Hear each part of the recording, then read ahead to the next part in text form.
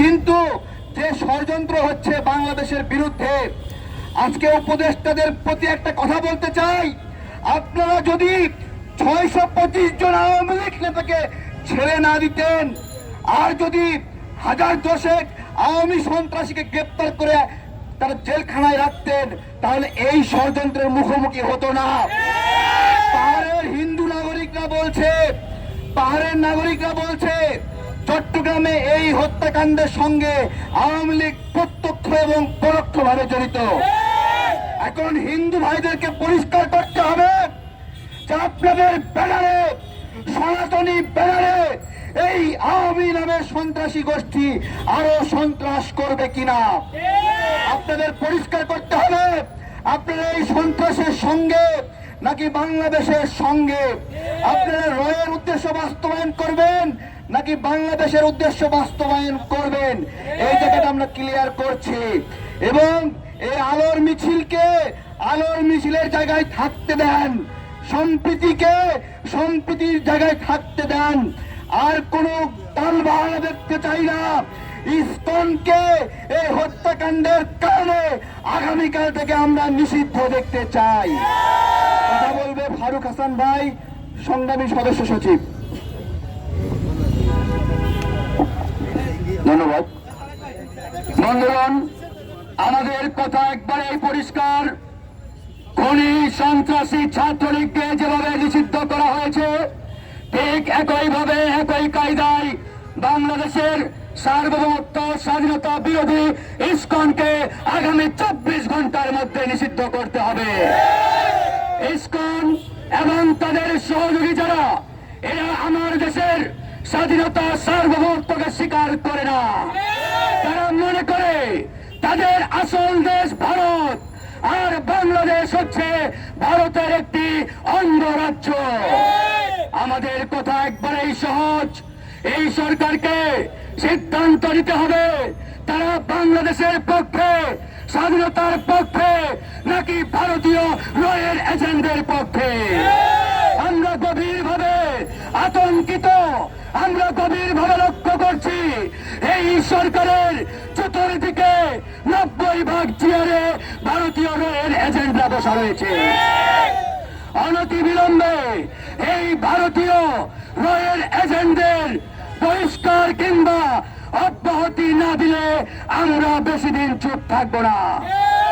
আজকে বন্ধুগণ, চট্টগ্রামে আমাদের তরুণ আইনজীবী, আমাদের ভাই সাইফুলকে গলা কেটে হত্যা করা হয়েছে। তারা এই হত্যাকাণ্ডের মাধ্যমে বাংলাদেশে একটি মেসেজ দিতে চায়, একটি বার্তা দিতে চায় যে আমরা হারিয়ে যাই নাই। আমাদের আম্মাজান, আমাদের নেত্রী ভারতে পালিয়ে থাকলেও তার সন্তানেরা বাংলাদেশের আনাচে কানাচে রয়েছে, এবং এই বাংলাদেশকে বিপদে ফেলার জন্য হাসিনার এই সন্তানেরাই যথেষ্ট। তারা এমন একটি মেসেজ দিতে চায়। প্রিয় বন্ধুগণ, আজকে বলতে হয়, এই দেশে সাম্প্রদায়িক দাঙ্গা লাগানোর জন্য ভারত এবং তাদের এদেশীয় এজেন্ডার ব্যবহার করে একটি বড় ধরনের পরিকল্পনা বাস্তবায়নের চেষ্টা চালানো হচ্ছে। একটা কথা একবারে ক্লিয়ার করে দেই, আমাদের হৃদয়ে, আমাদের শরীরে আবু সাঈদের রক্ত, মীর মুগ্ধের রক্ত প্রবাহিত হচ্ছে। এই শরীরে এক ফোঁটা রক্ত থাকতে এই বাংলাদেশ নিয়ে ভারতকে ছিনিমিনি খেলতে দেওয়া হবে না। এই বাংলাদেশ কিভাবে চলবে, এই দেশকে আমরা কিভাবে চালাবো, সেই সিদ্ধান্ত বাংলাদেশের ছাত্র এবং জনগণ নেবে।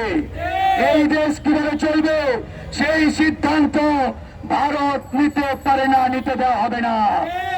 আজকে যখন উগ্রবাদী ইসকনের সেই কমান্ডার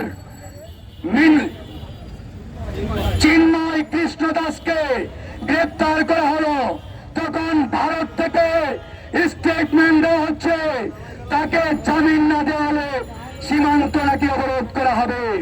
আমরা ভারতকে বলতে চাই, এই দেশ কিভাবে চলবে সেই সিদ্ধান্ত আমরা নেব। তোমাদের মাতব্বরি এই বাংলার আগস্টে আমরা কবর দিয়ে দিয়েছি। এদেশে ভারতের কোন তাবেদারি, ভারতের কোন কথা, সিদ্ধান্ত আমরা আগামীতে আর বাস্তবায়ন হতে দেব না। প্রিয় বন্ধুগণ, আজকে সারা বাংলাদেশে তাদের যে অপতৎপরতা, এই অপতৎপরতা রুখে দিতে আমরা প্রস্তুত। ইতিমধ্যে ভারত এবং খনি হাসিনা 1000 কোটি টাকার একটি প্রকল্প বাংলাদেশের মাটিতে বাস্তবায়নের চেষ্টা চালাচ্ছে। 1000 কোটি টাকা দিয়ে হাসিনার সন্তানদের, খনি হাসিনার দোসরদের রাজপথে নামিয়ে দেওয়া হয়েছে। তারা গ্রামে গঞ্জের সাধারণ সহজ সরল নাগরিকদের ভুলিয়ে ভালিয়ে ঢাকায় এনে একটি বিশৃঙ্খল পরিস্থিতি তৈরির চেষ্টা